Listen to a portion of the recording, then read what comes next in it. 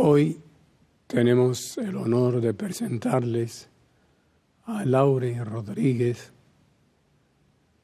presidenta de la Asociación de Mujeres Musulmanas en España. También ejerce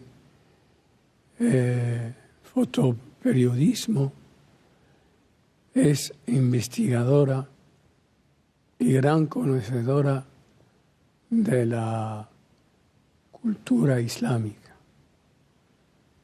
Otro tanto puedo decir de la ecología. Justamente hoy nos va a hablar del Islam verde, que para muchas personas hay cosas que pasan desapercibidas, pero ella, con conocimiento de causa, nos va a analizar y exponer estos detalles que contaminan lo que el Corán dijo, el agua, fuente de vida. Así es. Acabo de llegar ahora mismo de Perú, hace unas semanas, y de hacer un documental que estamos realizando desde una de las productoras en la que trabajo. Y realmente he venido bastante escandalizada, ¿no? Porque hasta que uno no empieza a trabajar este tema no es consciente muchas veces de lo que ocurre en nuestro entorno, porque sí que es cierto que a nivel mediático hay cosas que no se tocan. Y bueno, la verdad que para mí ha sido, no sé, ¿no? O sea, me ha revuelto mucho a nivel interno como musulmana, cuando he sido consciente de la realidad que existe, la relación que hay entre la contaminación del agua y el oro. En ese sentido, yo creo que, especialmente las mujeres musulmanas, ¿no?, que somos las que utilizamos oro, yo creo que en pocas ocasiones nos paramos a pensar de dónde procede y, sobre todo, cuál ha sido todo su proceso, ¿no? Es decir, si realmente podríamos considerar que ese anillo que termina en nuestra mano es un anillo que podría denominarse halal, ¿no? Es decir, normalmente es curioso porque para la mayor parte de las personas lo halal implica la manera de sacrificar y ya está. Yo creo que en sí debería de ser mucho más, ¿no? Es decir, el cuidado del entorno y todo lo que es la cadena de producción, ¿no?, de este último producto que nosotros vamos a consumir, creo que es esencial, ¿no?, que se haga de una manera ética y, sobre todo, que desde el punto de vista medioambiental sea totalmente coherente y consecuente con lo que en el Corán y la Sunna nos viene dictaminado, ¿no?, ese cuidado permanente de lo que es nuestro entorno, ¿no? Cuando uno empieza a hacer una investigación sobre este tema, ¿no?, y empieza a analizar datos, ¿no?, el 38 de los países endeudados, ¿no?, los más endeudados del mundo o los más empobrecidos, de los 34, 18 países, los más empobrecidos de todos, son los mayores exportadores de oro. Es decir, creo que algo falla en todo esto, ¿no? Cuando además se empieza a ver el análisis, ¿no?, de lo que es la huella ecológica, ¿no? O sea, qué hay detrás de todo eso, qué repercusiones hay a nivel medioambiental, y de repente uno descubre que para la fabricación de un solo anillo se utilizan 18 toneladas de desperdicio. ¿Dónde queda ese desperdicio, ¿no? Y sobre todo a nivel de agua. El agua para las personas musulmanas es crucial. El agua no solamente es un recurso natural que está ahí, sino que realmente es la matriz que da la vida. Es decir, sin agua no existiría la vida, ni la vida de los seres humanos, ni lo que es la vida del entorno. Por tanto, las personas musulmanas tenemos esa obligación, en especial con el agua, para cuidarla. El agua es con lo que nos purificamos en las 5 oraciones obligatorias que hacemos en el día a día. Es lo que nos da la fuente de vida, como decía, ¿no?, en la alimentación, etcétera, ¿no?, en la bebida, perdón. En este sentido, cuando nos acercamos a la experiencia de Perú, porque en estos momentos se está produciendo una situación, yo creo que de movilización popular, especialmente por parte de población campesina e indígena, que curiosamente son las personas más débiles, es decir, quienes normalmente viven las situaciones de injusticia. Por tanto, como personas musulmanas nos vemos en la obligación de ponernos de su lado, ¿no? Desde hace ya varios años, pero especialmente en estos momentos, se está viviendo toda una serie de movilizaciones, como digo, por parte de la población campesina e indígena en la zona norte del Perú, en Cajamarca, que es la zona de mayor producción de oro del país. El 60% del PIB del país proviene de la explotación del oro, en la que curiosamente se centra ahí la empresa más grande del mundo en cuanto a la producción del oro, ¿vale? Mucho de ese oro llegará a nuestras manos como personas musulmanas. Estamos hablando de una explotación minera, en este caso concreto, de un proyecto minero concreto que es el que ha desatado, digamos, el conflicto, ¿no?, y la reivindicación de la población indígena, ¿no?, que es la más arraigada a nivel medioambiental, en la que consiste, para resumirlo, porque es un proyecto yo creo que mucho más extenso, pero para resumirlo, lo que pretende esta empresa transnacional es destruir 4 lagunas, que son las que dan el agua a las poblaciones de Cajamarca, destruir 4 lagunas para explotar el oro que hay debajo de esas lagunas. Estamos hablando de megaminería, es decir, una minería a gran escala, promovida por transnacionales extranjeras mayoritariamente, que lo que buscan es el rendimiento económico y no tanto la responsabilidad ecológica que pueden llegar a tener, ¿no?, ecológica y social, es decir, porque detrás de toda esta explotación se producen infinidad de desplazamientos poblacionales precisamente por esa explotación de los recursos, en este caso minerales, ¿no? A mí una de las cosas que me sorprendía de todo esto, ¿no?, de la minería a cielo abierto, que es esta tendencia última, ¿no?, que se está llevando a cabo en países como Perú, no solamente en Perú, en otros países también, pero es curioso porque tradicionalmente la minería se ha caracterizado por hacer excavaciones, ¿no?, por las montañas, ir excavando poco a poco e ir extrayendo de ahí los recursos, ¿no? En este caso concreto, la minería a cielo abierto lo que hace directamente es volar una montaña entera para explotar, es mucho más rápido, es decir, lo que tradicionalmente se extraía en un año, en estos momentos con este tipo de minería se extrae en pocas semanas, ¿vale? Por lo tanto, estamos hablando no solamente de una explotación, sino de una expoliación de los recursos minerales que, curiosamente, todo ese beneficio económico no se reparte de manera equitativa. Por lo tanto, para mí, como persona musulmana, yo me veo en la obligación de cuestionar de dónde procede este oro que nosotras utilizamos, ¿no? Bueno, yo curiosamente utilizo poco oro, pero bueno, sí que es cierto que me revuelve bastante a nivel interno y bueno, me veo en la obligación por lo menos de indagar y de informar en la medida de mis posibilidades, ¿no?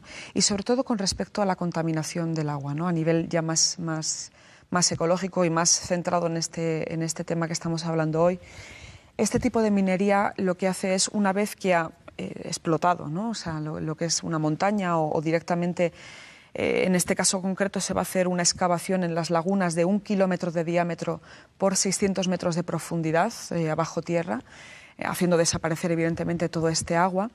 Bien, una vez que se extrae toda esta tierra, la tierra que está mezclada con el oro, normalmente donde están las lagunas, el agua, es donde hay mayor concentración de oro, pero para poder extraer todo ese oro se utiliza cianuro y mercurio, que posteriormente es echado en botaderos, que de alguna otra manera termina calando en las aguas que están por debajo, ¿no? Esto para mí yo creo que es un grave problema, es decir, utilizar cianuro y mercurio es un grave problema para el medio ambiente y también para el uso humano. Antes del descubrimiento de América, en nuestras civilizaciones mediterráneas, islámicas o romano-helenas, había monedas de oro, monedas de plata. Posteriormente, el oro quedó para respaldar la moneda de papel, los lingotes de oro. Pero el oro,